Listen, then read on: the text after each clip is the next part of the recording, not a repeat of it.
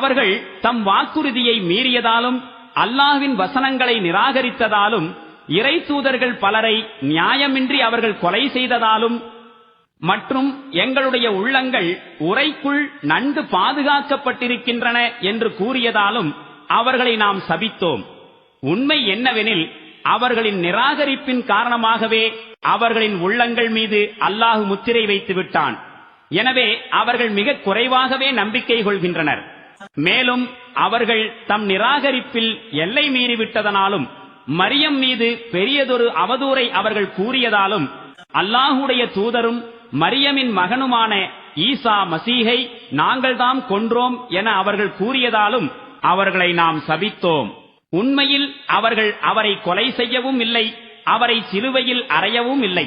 மாறாக அவருடைய நிலைமை அவர்களுக்கு சந்தேகத்திற்குரியதாய் ஆக்கப்பட்டு விட்டது. மேலும் எவர்கள் ஈசா விஷயத்தில் கருத்து வேறுபாடு கொண்டார்களோ அவர்கள் இது பற்றி சந்தேகத்திலே இருக்கின்றார்கள். யூகத்தை பின்பற்றுவதை தவிர இது பற்றி வேறு எந்த அறிவும் அவர்களிடத்தில் இல்லை. நிச்சயமாக அவர்கள் மசீஹை கொலை செய்யவே இல்லை. மாறாக அல்லாஹ் அவரை தன் பக்கம் உயர்த்தி கொண்டான். அல்லாஹ் வலிமை மிக்கவனும் நுண்ணறிவாளனுமாயிருக்கின்றான்.